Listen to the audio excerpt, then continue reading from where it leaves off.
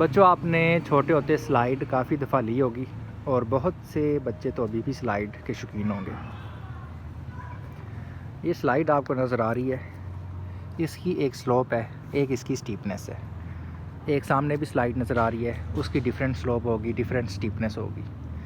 तो chapter 6 study करने से पहले आपको स्लोप का कॉन्सेप्ट होना बहुत ज़रूरी है कि किसी भी लाइन की जो स्लोप है वो हम कैसे डिफ़ाइन करते हैं, स्लोप होती। तो अगर हम इस स्लाइड को देखें और इसको एज ए लाइन पिक करें, तो अगर हम इस स्लाइड को देखते हैं तो ये स्लाइड नीचे ज़मीन के साथ कोई एंगल बना रही है। ये एंगल जितना ज़्यादा होता जाएगा, इसकी स्लोप उतनी ज़्यादा होती जाएगी, हम उतनी ही तेज़ी से नीचे आएंगे। तो स्लोप क्या होती है? Slope is a measurement of the steepness of a line. किसी भी लाइन की कितनी स्टीपनेस है उसको मेजर करने का नाम स्लोप है। अब ये स्लोप किन फैक्टर्स पे डिपेंड करती है? नेक्स्ट क्वेश्चन ये आता है। एक फैक्टर तो ये है कि इसका जो एंगल बन रहा है, एंगल ज़्यादा हो जाएगा अगर हॉरिजॉन्टल के साथ, तो स्लोप भी ज़्यादा हो जाएगी। अगर एंगल 0 है तो स्लाइड बिल्कुल हॉरिजॉन्टल हो जाएगी। तो हॉरिजॉन्टल स्लाइड का एंगल प्लेन ग्राउंड के साथ 0 होगा। इस केस में हम कह देंगे कि इस स्लाइड की स्लोप 0 है। अगर स्लोप बिल्कुल ऐसे स्ट्रेट हो जाए दीवार की तरह 90 डिग्री के एंगल के ऊपर, तो फिर हम क्या कहेंगे कि क्या इसकी स्लोप 90 डिग्री है? लेकिन 90 डिग्री कहना स्लोप को कुछ मुनासिब नहीं होगा, क्योंकि इस केस में स्लोप लामहदूद हो चुकी है, इन्फिनाइट हो चुकी है। इससे ज़्यादा तो स्लोप पॉसिबल ही नहीं है। अगर हम कहते हैं कि इसकी स्लोप 90 डिग्री है, तो क्या हम ये कह रहे हैं कि 100 की स्लोप इससे ज़्यादा होगी? लेकिन 100 ये एंगल बनेगा, तो 100 की स्लोप तो कम होगी, तो 90 की स्लोप मैक्सिमम है। तो हम सिर्फ़ और सिर्फ एंगल को नहीं कह सकते कि angle is equal to slope. हमें एंगल की कोई ऐसी रेशो लेनी पड़ेगी कि वो रेशो डिफ़ाइन करे कि स्लोप क्या होती। तो इस कॉन्सेप्ट को समझते हैं और स्लोप के फार्मूला के समझते हैं और चलते हैं अब अपनी क्लास में।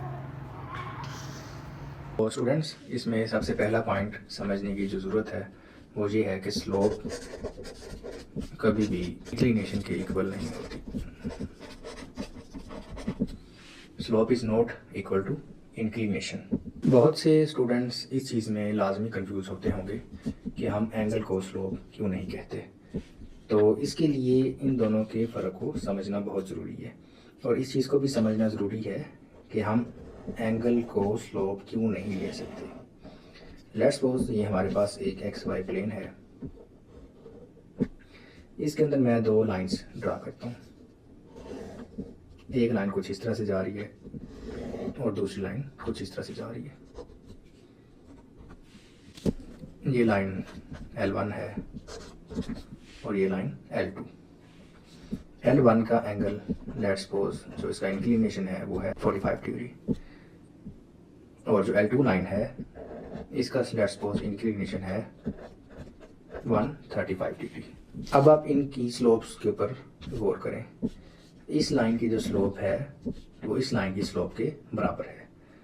ऑल्दो इनकी डायरेक्शंस ऑपोजिट हैं, लेकिन जो इसमें स्टीपनेस का लेवल है, स्टीपनेस की अमाउंट है, वो दोनों की इक्वल है। स्टीपनेस की अमाउंट का मतलब ये है कि यहाँ से अगर हम कोई रूलर रोल करें और यहाँ से कोई रूलर रोल करें तो दोनों इस पॉइंट के ऊपर बिल्कुल एक ही वक्त में पहुँचेंगे। इन दोनों की इस बुलंदी से, हाइट से नीचे आने की जो रफ्तार होगी वो बिल्कुल एक जैसी होगी, लेकिन इन दोनों की डायरेक्शन डिफरेंट। अब अगर आप इनके इंक्लिनेशन के ऊपर गौर करें तो इंक्लिनेशन की जो वैल्यूज़ हैं 45 और 135, इसमें डायरेक्शन का कोई कॉन्सेप्ट नहीं आ रहा कि इनके अंदर हमको ये कहें कि ये 45 है तो ये इंक्लिनेशन -45 हो जाए, कि सिर्फ वो डायरेक्शन में अपोजिट हो, ऐसा नहीं है।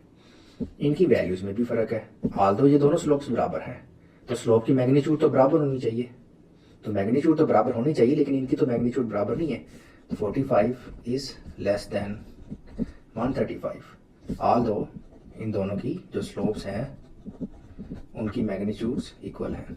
तो स्लोप की मैग्नीट्यूड इक्वल होने के बावजूद एंगल्स में जो इतना गैप आ रहा है, इनकी मैग्नीट्यूड में इतना फ़र्क है, इसलिए हम एंगल्स को स्लोप के तौर पे नहीं ले सकते। इसकी एक वजह और भी है। अगर हम एंगल को स्लोप के तौर पे लेते हैं तो आप नोट करें कि हम 0 से अगर शुरू करते हैं तो 0 से 90 डिग्री तक एंगल बढ़ता है। 90 डिग्री के ऊपर जो लाइन होगी इसकी स्लोप सबसे ज़्यादा होगी और 90 के बाद स्लोप फिर कम होना शुरू हो जाती है। लेकिन एंगल तो मुसलसल बढ़ रहा है, तो एंगल मुसलसल बढ़ने का क्या ये मतलब होगा कि स्लोप भी मुसलसल बढ़ रही है? बिल्कुल नहीं, स्लोप तो कम होना शुरू हो गई है। तो 0 से 90 तक एंगल भी बढ़ रहा है, स्लोप भी बढ़ रही है, ठीक है। लेकिन 90 से आगे स्लोप कम होना शुरू हो गई है, एंगल बढ़ी जा रहा है। तो इसलिए हम एंगल को उसकी स्टीपनेस के साथ हम मैच नहीं कर सकते। लाइन की स्टीपनेस और तरह से चेंज हो रही है, एंगल तो बढ़ता ही जा रहा है, ठीक है। तो हम देखेंगे कि हम एंगल को स्टीपनेस से अब कैसे रिलेट करते हैं। तो स्टीपनेस को हम एक अलग तरह से डिफाइन करेंगे। तो अब हम ये देखते हैं कि स्टीपनेस किन फैक्टर्स पे डिपेंड करती है। लेट्स सपोज हम यहाँ से कोई लाइन ड्रा करते हैं। अगर आपने कभी पहाड़ों में सफ़र किया हो तो किसी भी हिल की जो स्टीपनेस होती है, जब हम उसकी हाइट पे चढ़ रहे होते हैं, क्लाइंब कर रहे होते हैं जब उस माउंटेन को, तो हम हॉरिजॉन्टल में भी डिस्टेंस कवर कर रहे होते हैं और कुछ डिस्टेंस हम वर्टिकली कवर कर रहे होते हैं। ये जो हॉरिजॉन्टल और वर्टिकल डिस्टेंस है इनको हम कहते हैं रन एंड राइज। अब आप नोट करें कि जो स्टीपनेस है, कोई लाइन कितनी स्टीप है, ये चीज़ डिपेंड कर रही होती है कि हमने हॉरिजॉन्टल कितना डिस्टेंस कवर किया है और उतने हॉरिजॉन्टल डिस्टेंस में हमने वर्टिकल डिस्टेंस कितना कवर किया है। लेट्स सपोज अगर मैं एक और लाइन इधर ड्रा करूं, अगर आप इस लाइन को देखें, इसमें अगर मैं इतना हॉरिजॉन्टल डिस्टेंस कवर करूं तो इसमें जो वर्टिकल डिस्टेंस कवर हो रहा है वो कुछ इतना कवर हो रहा है। यानी इतने हॉरिजॉन्टल डिस्टेंस के लिए मेरे पास जो राइज आ रहा है वो बहुत ज़्यादा है। तो ऑटोमेटिकली हमें यहाँ पे नज़र आ रहा है कि जिसकी स्टीपनेस है वो इस लाइन से बहुत ज़्यादा है। तो इसका मतलब ये हुआ कि हम स्टीपनेस या स्लोप या ग्रेडियंट, इसको हम कैसे डिफाइन कर सकते हैं? राइज ओवर रन, इस रेशो से। अगर हमारे पास राइज ज़्यादा होगा, रन कम होगा, तो स्टीपनेस ज़्यादा होगी, क्योंकि जो स्टीपनेस है वो राइज के डायरेक्टली प्रोपोर्शन बन रही है और रन के इन्वर्सली प्रोपोर्शन बन रही है। यानी कि अगर हम कोई लाइन ऐसे ड्रा करते हैं, इसमें आप देखें कि इसमें इतने रन के ऊपर स्टीपनेस, इसकी जो राइज है वो इतना है, तो इसकी स्लोप भी कम होगी। इसका मतलब ये कि जो सबसे बेहतरीन तरीका है स्लोप डिफाइन करने का वो क्या है?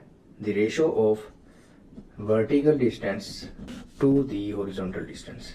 कि हॉरिजॉन्टली हमने कितना डिस्टेंस कवर किया और वर्टिकली कितना डिस्टेंस कवर किया है, उस लाइन के ऊपर दो पॉइंट्स के दरमियान, उस रेशो को हम स्लोप कहते हैं। अब हम देखते हैं कि इसको हम इंक्लिनेशन से कैसे कनेक्ट करते हैं।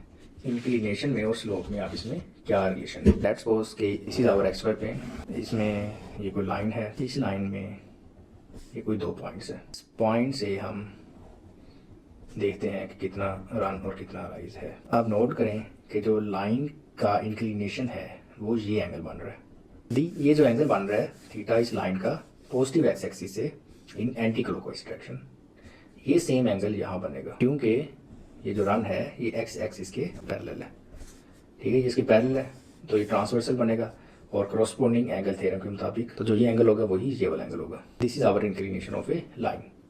अब हम नोट करें कि हम स्लोप कैसे डिफाइन करें। ये एंगल क्या बन रहा है? 90 डिग्री। तो स्लोप हमारे पास होती है राइज ओवर रन की रेशो। अब देखें कि जो राइज ओवर रन है, इस राइट ट्राइंगल में ये कौन सी ट्रिग्नोमेट्रिक रेशो बन रही है? ट्रिग्नोमेट्री में हमने 3 बेसिक रेशो पढ़ी हुई है, साइन, कोस एंड टैन।